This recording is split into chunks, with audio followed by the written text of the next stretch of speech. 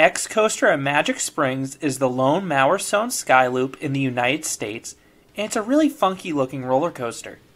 The ride forms a giant loop, and it sort of looks like a Premier Ride's Skyrocket 2, but instead of launching riders atop a tower, X-Coaster uses a chain lift to slowly bring riders to the top and invert them before they drop back down. And this is one imposing looking roller coaster. The upside down chain lift looks extremely unnatural, and the coaster stands 150 feet tall. In fact, this coaster model set a world record for the tallest inversion when it opened.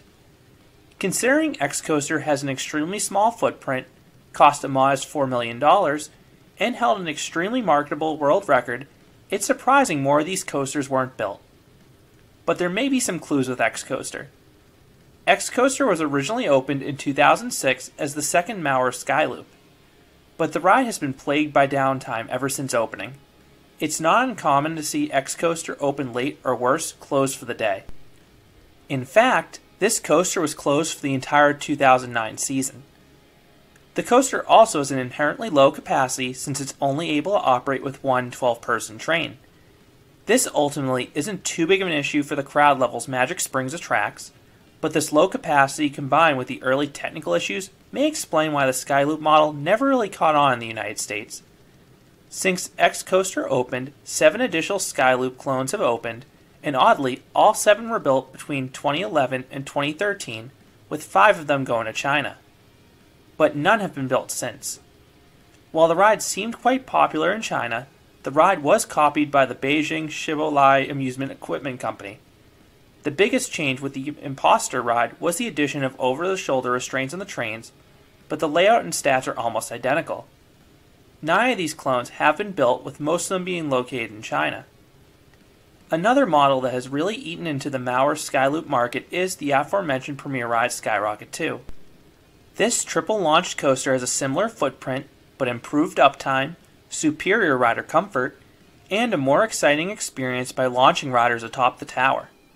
Plus, the launch allows for a shorter ride time and more cycles per hour.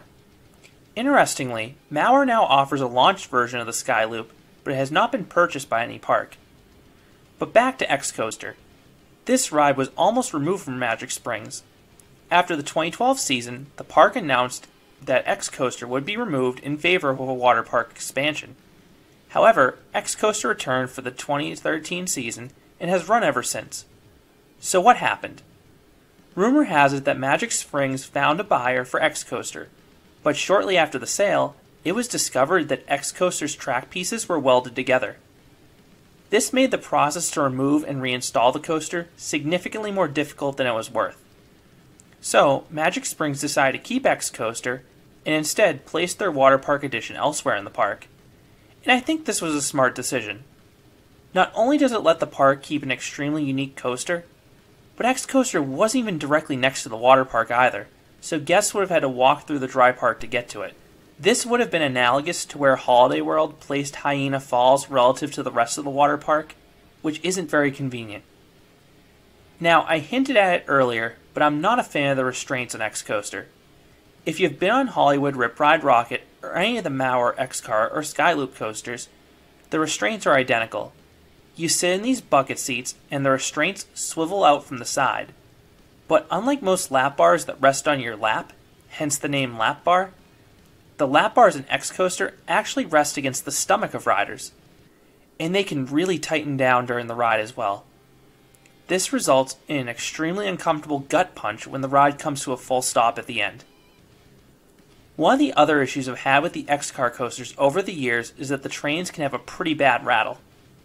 Thankfully, X-Coaster tracks fairly well and wasn't too shaky. X-Coaster begins with the signature 150-foot tall vertical chain lift. As you crest the lift, you get some really freaky hang time as you start going upside down. It's extra freaky if you know the ride's history that this coaster is actually stalled in the upside down position back in 2007 when an animal interfered with the coaster, causing riders to hang in that position for a half hour. But the hang time combined with the breathtaking, inverted, bird's eye view of the park is a really memorable element. It was the reason I kept getting back in line for X-Coaster. As you start to wind through the inversion, back row riders start to get some laterals since they're whipped through this compact inversion. Immediately after finishing the first barrel roll, X-Coaster inverts riders yet again. If you're up front, you sort of crawl through the start of this dive loop, and then you get another dose of hang time. But all of a sudden, you're whipped towards the ground. The whip is even more pronounced if you're in the back, since you're pulled through the entirety of the dive loop. You then whiz through the station, getting some powerful positive Gs. I started to gray out on every single ride. X-Coaster then ascends back up the vertical lift and stalls at the top. If you're up front, you start to invert again and get another dose of hang time. Everyone else remains in the vertical position. You then fall back down to the station. The drop feels like the reverse drop in a Vekoma boomerang, and the pullout in the station delivered another dose of positive Gs. X-Coaster then ascended up the dive loop in reverse, stalling out at the top, giving everyone some excellent hang time. It felt like a larger version of the stall on full throttle after that backwards launch. The train then dives back into the station, treating riders to the final dose of positive Gs before ascending up the chain lift again. Then came the part I dreaded on every single ride, the stop. Once you stall out, gravity wants to pull you back down into the station. But rather than letting you fall back down again, X-Coaster abruptly catches you. This slam can be heard all throughout the park, and you're sure to hear the screams of riders.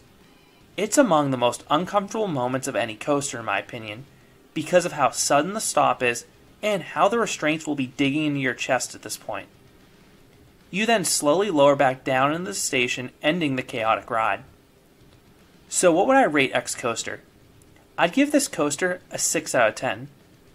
The inverting chain lift is definitely unique. I love the inversions and hang time this coaster offers.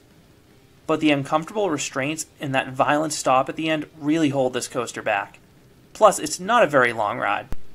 Still, it's one of the best rides at Magic Springs and a really rare coaster model. That being said, of the compact coaster models out there, I do prefer the Premier Ride Skyrocket 2s, even if they aren't quite as unique. I much prefer those restraints, and those ones aren't even that good in my opinion, and being shot up the tower is an improvement. But is it worth visiting Magic Springs exclusively for X-Coaster? The coaster alone isn't worth a visit to Magic Springs, but the park as a whole is quite beautiful, and possibly worth a side trip if you hit the other major parks in the US. So those are my thoughts on X-Coaster. And really, those thoughts would apply to any of the other SkyLoop clones around the world. The one exception is Abismo at Parque de Atracciones de Madrid, which is why I prefer that one. Abismo has a custom layout with some airtime hills and overbanks after the initial SkyLoop. What are your thoughts on X-Coaster or any of the Maurer SkyLoops in general? Have you ridden one of them? Or is it a ride you want to try someday? I would love to hear your comments down below. If you enjoyed this review, I'd appreciate if you gave this video a like and consider subscribing because there will be a lot more roller coaster and amusement park videos here at Canopy Coaster. Thanks for listening.